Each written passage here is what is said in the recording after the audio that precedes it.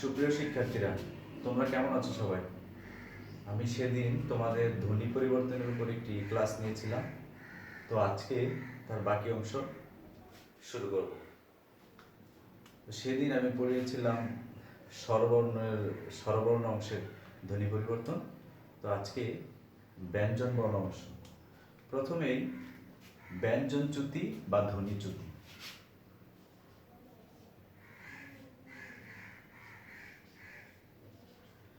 ব্যঞ্জনচ্যুতি বা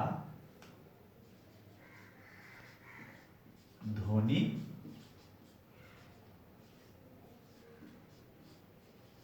চ্যুতি। তো ব্যঞ্জনচ্যুতি বা ধ্বনিচ্যুতি কি? ব্যঞ্জনচ্যুতি বা ধ্বনিচ্যুতি হচ্ছে পাশাপাশি দুটি সম উচ্চারণের ব্যঞ্জন ধ্বনি থাকলে যদি তার একটি লোপ পায় বা চলে যায়, তবে তাকে বলা হয় ব্যঞ্জনচ্যুতি বা ধ্বনিচ্যুতি।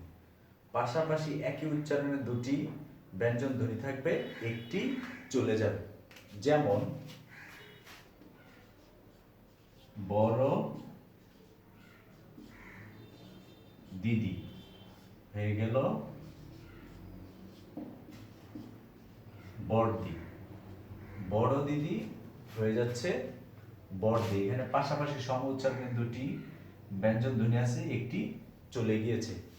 এরকম আমরা আরো বলতে পারি বড় দাদা বড়দা, দাদা বড়দা, ছোট কাকা ছোট কাকা ছোটকা,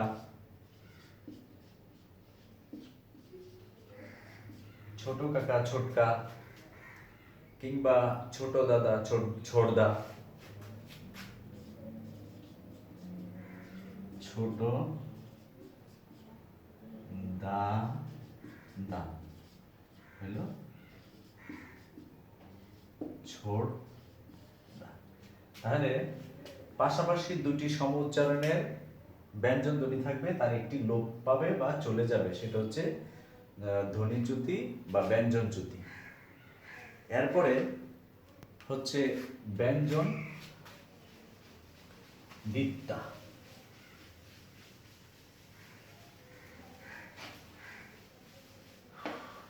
ব্যঞ্জন দ্বিত্বা বা দ্বিত্ব ব্যঞ্জন। এরপর হচ্ছে ব্যঞ্জন দ্বিত্বা বা দ্বিত্ব ব্যঞ্জন।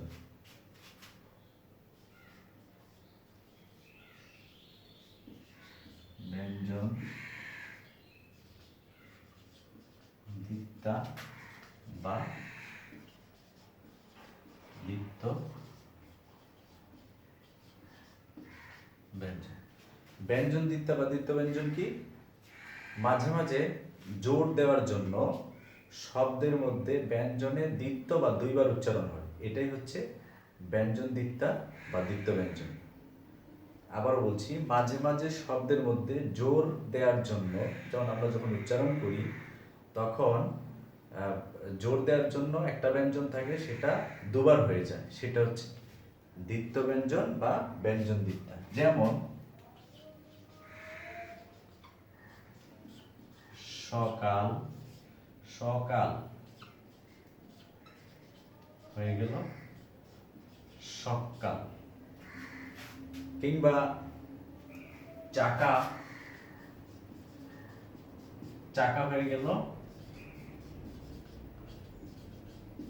চাক্কা। এরকম সকাল সকাল, এই যে এখানে ব্যঞ্জন একটা ছিল, সেখানে দ্বিত্ব হয়ে গেছে, একটা দ্বিত্ব বা দুইবার হয়ে গেছে, এটা হচ্ছে দ্বিত্ব ব্যঞ্জন।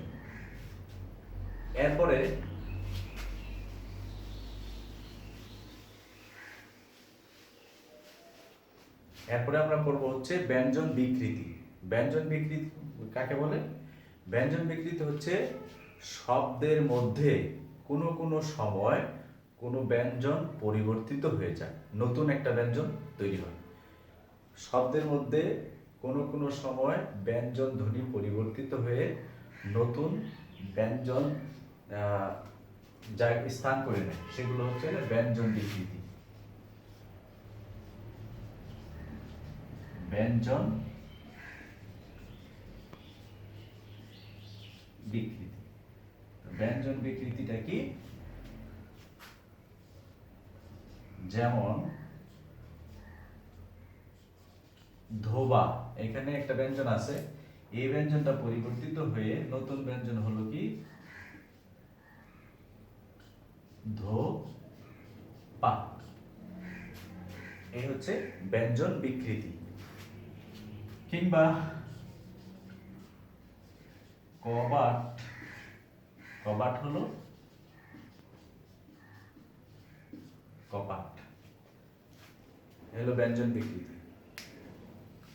ব্যঞ্জন বিকৃতি হচ্ছে একটা ব্যঞ্জন থাকবে, সেই ব্যঞ্জনটা পরিবর্তিত হয়ে উচ্চারণের ফলে নতুন ব্যঞ্জন স্থান করে নেবে সেখানে। এরপর আমরা যাব ব্যঞ্জন লোপ বা অন্তর্হতি। ব্যঞ্জন লোপ বা অন্তর্হতি।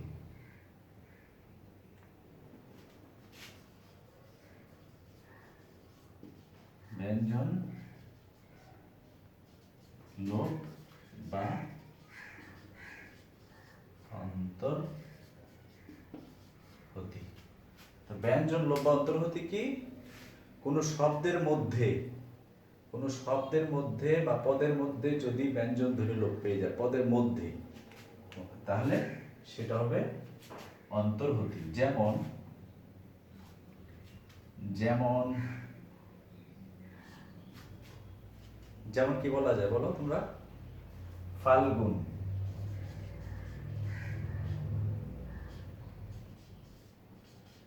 ফাল্গুন হয়ে গেল ফাল্গুন। এই দেখো পদের মধ্যে এখানে গ ছিল, ল ছিল, লটা চলে গেছে, মানে পদের মধ্যে এই ব্যঞ্জন লোপ বা অন্তর্হতি। ব্যঞ্জন লোপ বা অন্তর্হতির নাম আমরা বলতে পারি মধ্য ব্যঞ্জন লোপ, মধ্য ব্যঞ্জন লোপ বা অন্তর্হতি। যেমন ফাল্গুন হয়ে গেছে ফাগুন। ফলাহার, ফলাহার মানে হচ্ছে ফল খাওয়া, যেটা কি ফলাহার হইল ফলা। এখান থেকে হ চলে গেছে, হয়াকার চলে গেছে। তাহলে কি পদের মধ্যে কোনো ব্যঞ্জন যদি লোপ পায় বা চলে যায়, সেটা হবে ব্যঞ্জন লোপ, মধ্য ব্যঞ্জন লোপ বা অন্তর্হতি। এরপরে আমরা আসতে পারি ধ্বনি বিপর্যয়। পদের মধ্যে যদি ধ্বনি স্থান পরিবর্তন করে তবে সেটা হবে ধ্বনি বিপর্যয়। যেমন ধ্বনি বিপর্যয়, ধ্বনি বিপর্যয়, ধ্বনি বিপর্যয় পদের মধ্যে যদি কোনো ধ্বনি স্থান পরিবর্তন করে, মানে পরস্পর স্থান পরিবর্তন করে, সেটা হবে ধ্বনি বিপর্যয়। যেমন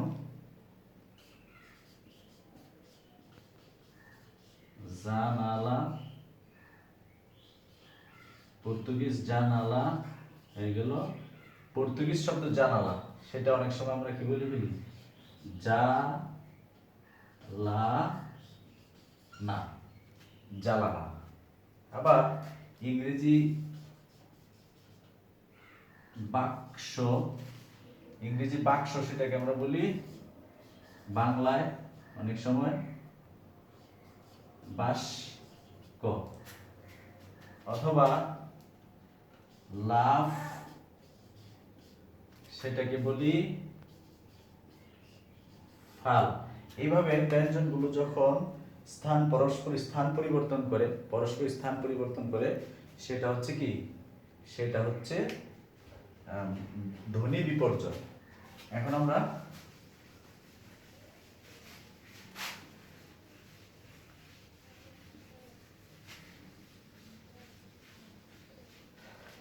ধ্বনি বিপর্যয় পরে আমরা কি পড়ব?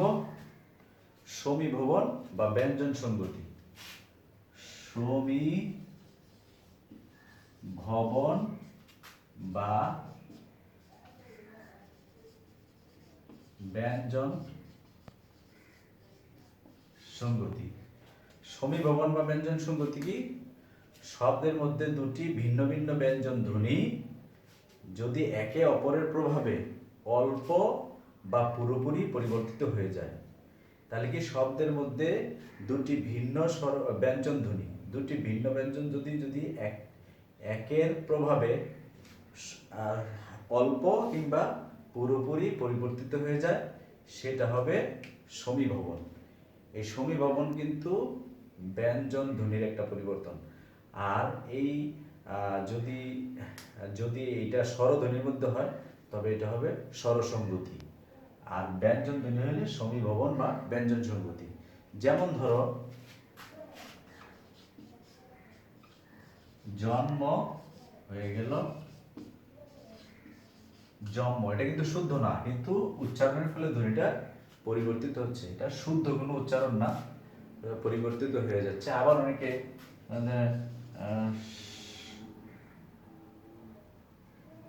আবার আবার বলতে পারি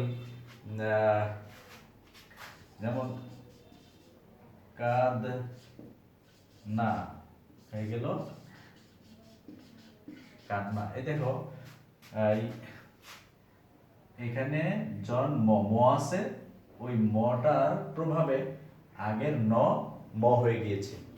এখানে দ আছে, পরের নয়ের প্রভাবে আগের দ ন হয়ে গেছে। এইভাবে হলো, এগুলোকে বলা হয় সমীভবন বা ব্যঞ্জন সংগতি। তো সমীভবন বা ব্যঞ্জন সংগতি তিন ভাবে হয়ে থাকে।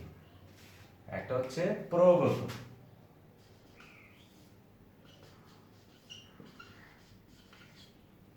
প্রগত। তো প্রগত কোনটা? প্রগত হলো প্রথম ধ্বনির বা পূর্ব ধ্বনির প্রভাবে পরের ধ্বনি পরিবর্তিত হবে। প্রথম ধ্বনি বা পূর্ব ধ্বনির প্রভাবে পরের ধ্বনি পরিবর্তিত হবে। যেমন প্রগত, যেমন প্রগত কি বলতে পারি বলো তোমরা? প্রগত হচ্ছে, যেমন ধরো একটা বইয়ের, তোমাদের বইয়ের মধ্যে উদাহরণ আছে চক্র। এখানে খেয়াল করো, প্রগত হচ্ছে প্রথম ধ্বনির প্রভাবে পরেরটা পরিবর্তিত হয়। তাহলে চক্র, এখানে ক হচ্ছে প্রথম ধ্বনি, র হচ্ছে পরের ধ্বনি। তাহলে প্রথম ধ্বনির ফলে পরের ধ্বনিও প্রথম ধ্বনির মতো হয়ে যাবে। যেমন চক্র, চক্র হয়ে গেল চক্র। আবার যদি বলি পক্ষ, এখানে দেখো প্রথম ধ্বনি হচ্ছে ক, পরের ধ্বনি হচ্ছে ব, তো হয়ে গেল পক্ষ। এইভাবে আরো কয়েকটা উদাহরণ তোমাদের বই আছে, দেখে নিবে। এখন হচ্ছে পরাগত, হচ্ছে পরাগত। পরাগত কোনটা? পরাগত হচ্ছে পর থেকে আগত, মানে হচ্ছে পরের ধ্বনির প্রভাবে পূর্বধ্বনি, পরের ধ্বনির প্রভাবে পূর্বধ্বনি তার মতো হবে।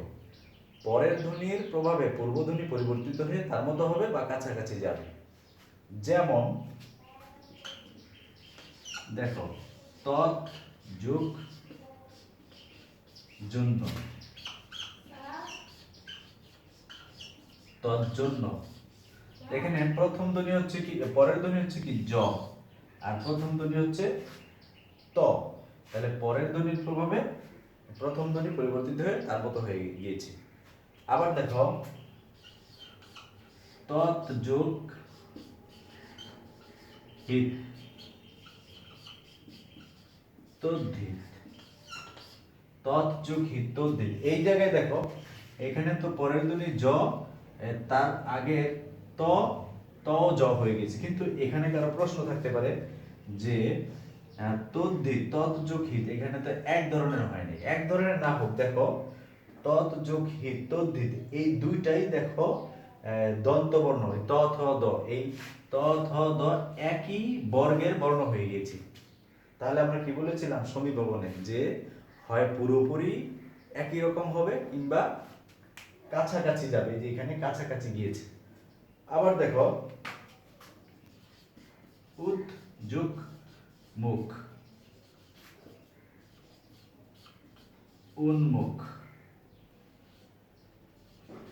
উদ যোগ মুখ উন্মুখ। এখানে দেখো উদ যোগ মুখ উন্মুখ, এখানেও কাছাকাছি গিয়েছে, কিন্তু পুরোপুরি পরিবর্তন, পূর্ববর্তী পরিবর্তন হয়েছে এই জায়গায়। এরপরে আরেকটি আছে হচ্ছে কি, তৃতীয়টা হচ্ছে তৃতীয়টা হচ্ছে কি, তৃতীয়টা হচ্ছে তোমার সমীবন পরাগত অন্যান্য।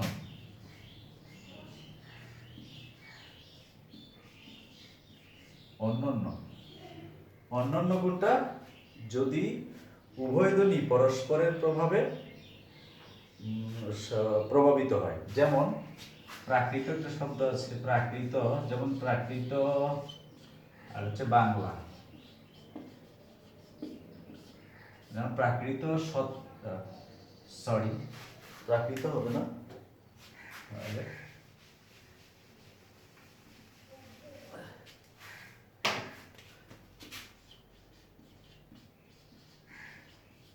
সংস্কৃত আছে প্রাকৃত, সংস্কৃত সত্য হবে প্রাকৃত সত্য। তারপরে সংস্কৃত তোমার বিদ্যা, প্রাকৃত হবে বিদ্যা। এখানে উভয় ধ্বনির প্রভাবে সমীভবন হয়েছে, এই জন্য এটা হচ্ছে অন্যান্য। কোনোটার সাথে কোনোটা মিল নেই, দেখো উভয় ধ্বনির প্রভাবে সমতা লাভ করেছে, এই জন্য এটা হচ্ছে অন্যান্য সমীভবন।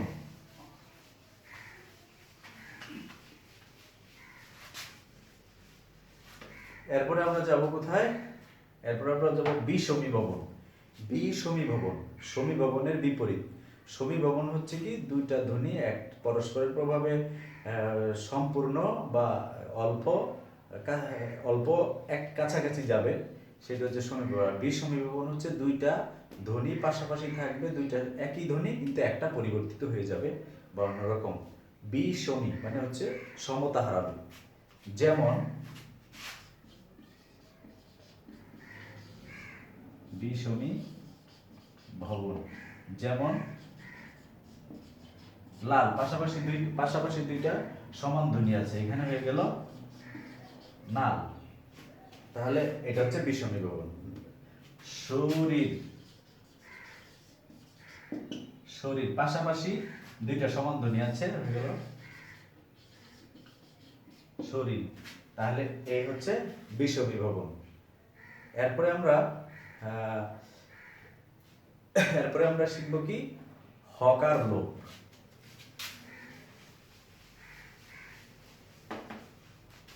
হকার লোপ, হকার লোপ, হকার লোপ। এখানে হকার লোপ, রকার লোপ, এই বিষয়গুলোর মধ্যে তোমাদের একটা প্রশ্ন থাকতে পারে, সেটা হচ্ছে কি, যে আমরা তো জানি স্বরবর্ণের সংক্ষিপ্ত রূপকে বলা হয় কার, এখানে হয়ের পরে কার ব্যবহার করা হয়েছে কেন? মূলত কার শব্দের অর্থ হচ্ছে কোনো বর্ণ বা তার চিহ্ন। তো ওই হিসেবে আমরা সাধারণভাবে জানি কি, কার মানে হচ্ছে কি স্বরবর্ণের সংক্ষিপ্ত রূপ, কিন্তু কারের আরেকটা অর্থ হচ্ছে কোনো বর্ণ বা তার চিহ্ন। তো হ একটা বর্ণ, এই জন্য অনেক বর্ণকেও কার বলা হয়। তো হকার লোপ মানে কোনো আধুনিক, হকার লোপটা কি, আধুনিক চলিত ভাষায় অনেক সময় দুই স্বরের মাঝামাঝি হ লোপ পায়, দুই স্বরের মাঝামাঝি হ লোপ পেয়ে যায়। যেমন আবার বলি, আধুনিক চলিত ভাষায় অনেক সময় দুই স্বরের মাঝামাঝি হ থাকলে সেটা লোপ পেয়ে যায়। যেমন ক্রিয়াপদগুলোর মধ্যে এগুলো বেশিরভাগ হয়ে থাকে, যেমন গাহে, গায়, গাহিল, গাইল, চাহিল, চাইল, এরকম। তো গাইল, এখানে হচ্ছে গাইল, এখানটা দুই স্বরের মাঝামাঝি একটা হ আসছে, এই শব্দটাকে ভাঙো, গ প্লাস আ প্লাস গ প্লাস আ, হ প্লাস রস্বই প্লাস ল। এখানে দেখো গয়ের পরে আকার, হয়ের সাথে রস্বই ক্ষেত্রে দুই স্বরের মাঝামাঝি হ আসছে এবং সেটা চলে গিয়েছে। এই যে এটা হচ্ছে আধুনিক চলিত ভাষায় বেশিরভাগই হয়ে থাকে। আধুনিক চলিত ভাষায় বেশিরভাগই হয়ে থাকে, এটার নাম হচ্ছে হকার লোপ। তাহলে এরকম আরো আছে কি, যেমন গাহিল গাইল, চাহিল চাইল, রহিল রইল, চাহে চায়, পুরোহিত পুরুত, এগুলো এরকম। এখন আমরা দেখব রকার লোপ। রকার রকার লোপ। তো রকার লোপ কোনটা? এটাও তোমার আধুনিক বাংলায়। রকার লোপটা কেমন? রকার লোপটা হচ্ছে আধুনিক চলিত ভাষায় অনেক ক্ষেত্রে রকার লোপ পায় এবং পরবর্তী ব্যঞ্জন দ্বিত্ব হয়। এটা হচ্ছে রকার লোপ। আবারও বলি, আধুনিক চলিত ভাষায় পদের মধ্যে র থাকলে রকারটা লোপ পায় এবং পরবর্তী যে ব্যঞ্জন আছে সেটা দ্বিত্ব বা ডাবল হয়ে যায়। যেমন মার ল, এটা চলিত ভাষার শব্দ, ল মারল। কিংবা ধর ল, হলো ধরল। মারলো মারলো, ধরলো ধরলো, এরকম। তারপর হচ্ছে করলাম,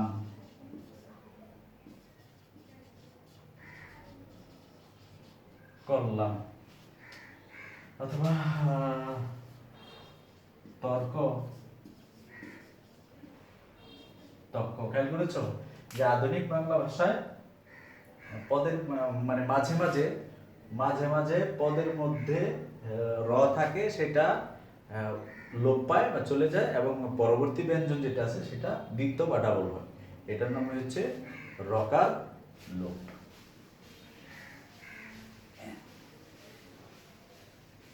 এবার আমরা শিখব অশ্রুতি এবং বশ্রুতি। অশ্রুতি এবং বশ্রুতি কি? অশ্রুতি আর বশ্রুতি হচ্ছে শব্দের মধ্যে পাশাপাশি যদি দুইটি স্বরধ্বনি থাকে, শব্দের মধ্যে পাশাপাশি দুইটা স্বরধ্বনি থাকলে দুইটি স্বর মিলে একটি দ্বিস্বর বা যৌগিক স্বর না হয়ে ব্যঞ্জন বর্ণের অন্তস্থ অয়ের মতো বা অন্তস্থ বয়ের মতো উচ্চারণ হয়, এটাকেই বলা হয় অশ্রুতি বা বশ্রুতি। আবার বলি, পাশাপাশি দুটি স্বরধ্বনি থাকলে দ্রুত উচ্চারণের ফলে সেই দুইটা স্বরধ্বনি মিলে দ্বিস্বর বা যৌগিক স্বর না হয়ে সেটা অন্তস্থ অ বা অন্তস্থ বয়ের মতো উচ্চারণ হয়, এটাকেই বলা হয় অশ্রুতি বা বশ্রুতি। যেমন অশ্রুতি, অশ্রুতি বশ্রুতি। যেমন মা প্লাস আমার, মা প্লাস আমার। এখানে দেখো মা, আ আর আ, দুইটা আ মিলে আ আ, এরকম দুইটা আ মিলে এরকম আ দ্বিস্বর না হয়ে হচ্ছে কি দ্বিস্বর বা যৌগিক স্বর না হয়ে অন্তস্থ অয়ের মতো উচ্চারণ হচ্ছে। যেমন উচ্চারণটা হবে যেমন মায়ামার। এটা হচ্ছে অশ্রুতি। আর বশ্রুতি কেমন? দুইটা স্বরধ্বনি থাকবে, খা যোগ আ, এই যে আ এখানে আ প্লাস আ এইরকম যৌগিক স্বরধ্বনি বা দ্বিস্বর না হয়ে এটা হচ্ছে কি খাওয়া। এটা হচ্ছে খাওয়া। যদি ইংলিশে লিখি তাহলে এখানে মায়ামার, MAYAMAR, মায়ামার, ওয়ের মতো উচ্চারণ হচ্ছে। আর খাওয়া এই বশ্রুতি, এটা হচ্ছে বয়ের মতো উচ্চারণ, খাওয়া। খাওয়া, এই খাওয়া থেকে দেখো, খাওয়া থেকে খাবার, খাবার, এই বয়ের মতো উচ্চারণ হয় কি খাওয়া, খাবার। উচ্চারণটা এই খাওয়া থেকে খাবার আসে না, খাওয়া বয়ের মতো উচ্চারণ হয়, খাওয়া, এই জন্য এটা হচ্ছে বশ্রুতি। অশ্রুতি, তাহলে সবাই কি শ্রুতি ধ্বনি বুঝতে পারছো? পাশাপাশি দুটি স্বরধ্বনি থাকলে উচ্চারণের সময় সেই দুইটা স্বরধ্বনি মিলে যৌগিক স্বর বা দ্বিস্বর না হয়ে অন্তস্থ অ বা অন্তস্থ বয়ের মতো উচ্চারণ হলে সেটাকে বলা হয় শ্রুতিধ্বনি। তো এখানে ধ্বনি পরিবর্তনের নিয়ম শেষ করলাম। কারো পরবর্তীতে কারো কোনো প্রশ্ন থাকলে ইনশাল্লাহ দেখা হলে সমাধান করব। আজকে এখানে রাখছি।